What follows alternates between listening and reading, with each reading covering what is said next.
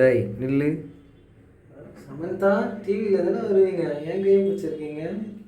கிமன் தலைவர் நான் தான்டா. நீயா? சமந்தா நேரத்தில் நீயா? தள்ளிப்படா, என்னடா பண்ணுறீங்க? நான் பல்லு வளர்க்குறது உனக்கு பிடிக்கலையா?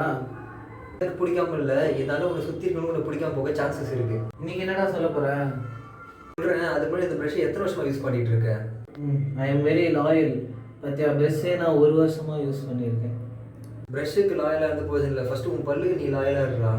ஆமாம் மக்களே, இந்த மாதிரி ஓன் அவுட் ஆன ப்ரஷ் இல்லை தேஞ்சு போன ப்ரஷ் யூஸ் பண்ணி நம்ம பற்கள் தேய்க்கிறது மூலயமா நல்லா இருந்த நம்ம பற்கள் கூட இந்த வீடியோவில் காமிக்கிற மாதிரி ஈருக்கு தேய்மானம், ஈறு ஏற்றம் மற்றும் பற்கள் தேய்மானம் ஏற்படுறதுக்கு நிறையவே சான்சஸ் இருக்குது. ஸோ அதனால் வாய் துர்நாற்றம் வந்து நிறைய சான்சஸ் இருக்குது. அதனால நிறைய பேருக்கு பிடிக்காமல் போக கூட வாய்ப்பு இருக்குது. அண்ட் 3 to 4 months இந்த வீடியோவில் காமிக்கிற மாதிரி நம்ம வந்து ப்ரஷஸை வந்து சேஞ்ச் பண்ணி ஆகணும். பிகாஸ் ஓன் அவுட் ஆன ப்ரஷஸ் யூஸ் பண்ணி தேய்க்கும்போது பற்கள் வந்து டேமேஜ் ஆகும். ஸோ நல்ல கண்டிஷனில் இருக்க ப்ரஷஸ் யூஸ் பண்ணி பற்களை தேய்க்கும்போது பற்கள் பார்க்கவே வந்து நல்லாயிருக்கும். அண்ட் ஈறு தேய்மானம் ஏற்பட சான்சஸே இருக்காது.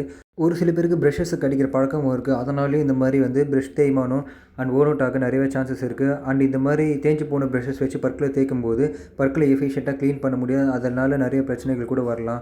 ஈறுகள் வந்து ரெசிஷன் ஆகும், கம் ரெசிஷன் சொல்லுவாங்க. அதனால் பற்கள் வந்து ஆட்டம் கொடுக்கும், பற்கள் வந்து வீக் ஆகும், நிறைய சான்சஸ் இருக்குது. அண்ட் இந்த வீடியோவில் காமிக்க மாதிரி தேஞ்சு போன ப்ரஷ் இந்த மாதிரி இருக்கும், நல்ல ப்ரஷ் இந்த மாதிரி இருக்கும். நல்ல ப்ரஷஸ் யூஸ் பண்ணி நீங்கள் பற்களை தேய்க்கணும்.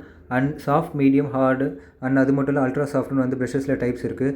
சாஃப்ட் வந்து எதுக்குன்னா இந்த மாதிரி ஈறு தேய்மானம் இருக்கவங்களுக்கு வந்து தாராளமாக யூஸ் பண்ணலாம். ஹார்ட் ப்ரஷ் வந்து நீங்கள் பற்கள் வந்து கரையாக இருந்தால், ரொம்ப கரையாக இருந்தாலும் நீங்கள் ஹார்ட் ப்ரஷஸ் யூஸ் பண்ணலாம் வித் டென்டிஸ்ட் அட்வைஸோட.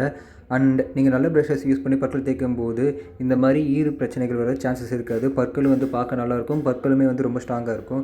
அண்ட் ப்ரஷஸ்லேயுமே வந்து எலக்ட்ரிக் டைப் ப்ரஷஸும் இருக்குது. அதில் வந்து ஒரு பெனிஃபிட் இருக்குது, உங்களுக்கு 3 months ஒன்ஸ் வந்து மாற்றணும்னு சொல்லிட்டு இண்டிகேஷன் காமிக்கும். மேனுவல் ப்ரஷில் வந்து அப்படி இல்லை, நம்ம தான் பார்த்து சேஞ்ச் பண்ணணும் ப்ரஷ் ஓன் அவுட் ஆயிருக்கா இல்லையான்னு பார்த்துட்டு. அண்ட் ப்ரஷஸ் பேக் சைடில் வந்து நீங்கள் இந்த மாதிரி நோட்டீஸ் பண்ணியிருப்பீங்க, அது எதுக்குன்னா டங்கு வந்து நம்ம சேர்த்து க்ளீன் பண்ணணும். நாக்கு சுத்தமாக வச்சா தான் பேட் பிரெத் இருக்காது அண்ட் வந்து ஓரல் ஹெல்த்துமே நல்லாயிருக்கும். ஸோ நீங்கள் ப்ரஷஸ் பார்த்து சூஸ் பண்ணுங்கள். ஓஹோ, அதான் என் பல்லு அப்பப்போ எப்போனா கூசுமா? இவ்வளோ பேசுறியே, எனக்கு எதனா ப்ரெஷ் வாங்கிட்டு வந்தியா? ஆல்ரெடி உன் ப்ரஷ் இந்த நிலைமையை பார்த்தேன், அதுக்கு தான் நான் புதுசாக உனக்கு ப்ரஷ் வாங்கிட்டு வந்திருக்கேன். இந்த மாதிரி நியூ ப்ரஷ் யூஸ் பண்ணு, அப்போ தான் உன்னோட பல்லு வந்து ஸ்ட்ரென்த்தாக இருக்கும். ப்ரெஷ் என்னடா பிரிட்டானியா கம்பெனிக்கார பேக்கெட்டில் வச்சுருக்கு. என்ன டேய், என்னடா அஜய்னு போட்டிருக்கேன்? அஜய்லாம் சமந்தா தான் வேணும். ஓகே மக்களே, நீங்களும் இந்த மாதிரி ப்ரஷஸை பார்த்து சூஸ் பண்ணிக்கோங்க. அண்ட் உங்களோட ஓரல் ஹெல்த் கேர் பண்ணிக்கோங்க. அண்ட் இந்த மாதிரி யூஸ்ஃபுல்லான இன்ஃபர்மேஷனுக்கு நம்மளோட சேனலை சப்ஸ்கிரைப் பண்ணிக்கோங்க. தேங்க்யூ.